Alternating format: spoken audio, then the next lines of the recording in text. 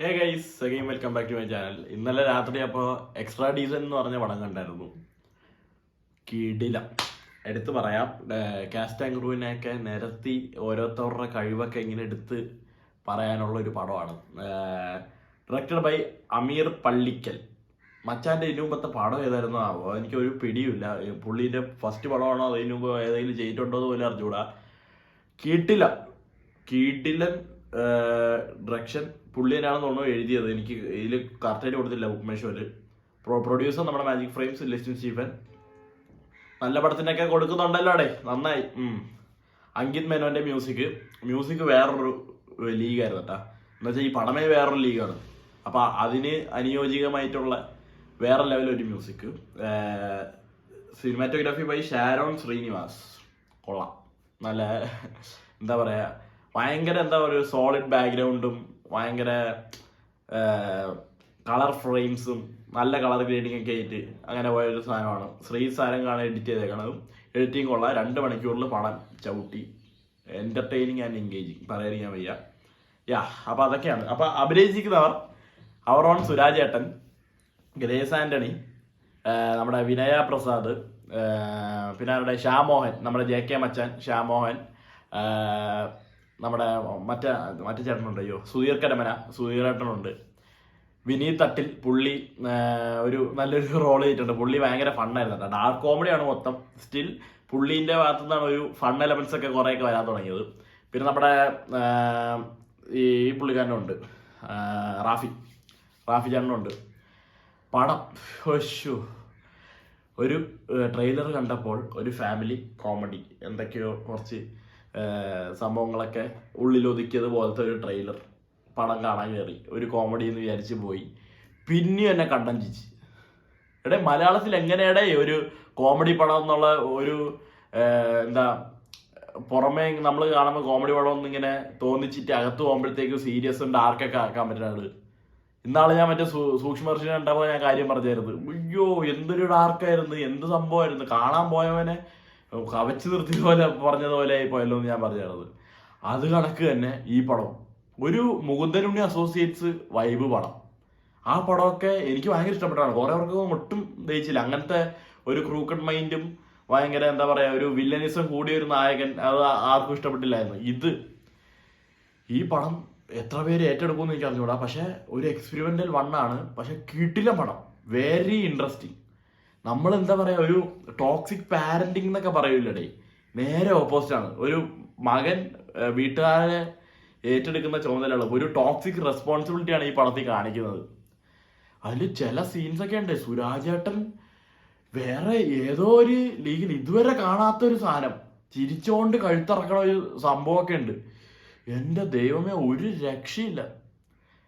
കിട്ടില്ല പടം. ഒരു എന്താ പറയാ, ഇതിനെ കഥാപരമായിട്ട് ഞാൻ വല്ല പറയാൻ തുടങ്ങിയ ഒരു ഭയങ്കര ടോക്സിക് പാരന്റിങ് അനുഭവിച്ചുകൊണ്ടിരിക്കുന്ന ഒരു മകൻ, ഭയങ്കര രീതിയിൽ അനുഭവിച്ചുകൊണ്ടിരിക്കുന്ന ഒരു മകൻ, അച്ഛൻ്റെ വാക്കുകൾ കൊണ്ടുള്ള നോവിക്കലും ഇതൊക്കെ ഏറ്റ് അങ്ങനെ കൊണ്ടിരിക്കുന്ന ഒരു നടൻ ഒരു പോയിന്റിൽ വെച്ച് ഒരു കാര്യം അറിയുകയും അവിടെ നിന്ന് തിരിച്ച് മാതാപിതാക്കൾക്ക് എതിരാവുന്നത്, എന്ന് വെച്ചാൽ അവർക്കൊന്നും മിണ്ടാൻ പറ്റാത്ത ഒരു അവസ്ഥയിൽ പുള്ളി ആ ഒരു കുടുംബത്തിനെ മൊത്തം റൂൾ ചെയ്യുന്ന ഒരു കഥയാണ്.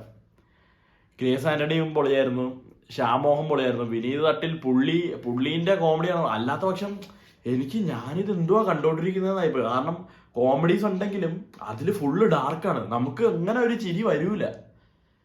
വിനീത് തട്ടിൽ പുള്ളി വന്നപ്പോഴത്തേക്കും അത് ഒരു രസം തന്നെയായിരുന്നു. പുള്ളി പറയണ കാര്യങ്ങളും അത് എന്താണെന്ന് അത് തുറന്ന് പറയാനുള്ള ഗൈസ്. നിങ്ങൾ പടം കണ്ടിട്ട് തീരുമാനിക്കുക ഇത് എങ്ങനെയത്തെ ഒരു പടമാണ്, നിങ്ങൾ എങ്ങനെ ഇത് ഏറ്റെടുക്കുന്നു, നല്ല രീതിയിൽ കാണിച്ചിട്ടുണ്ടോ, ചീത്ത രീതിയിൽ കാണിച്ചിട്ടുണ്ടോ എന്നൊക്കെ. ഇങ്ങനത്തെ സംഭവങ്ങളൊക്കെ നടക്കുന്നുണ്ടോ എന്ന് തന്നെ എനിക്കൊരു സംശയമാണ്. പിന്നെ സിനിമാറ്റോഗ്രാഫി പറയുമ്പോൾ അവസാനത്തെ ഒരു കാർ ആക്സിഡന്റ് ഉണ്ട്. അത്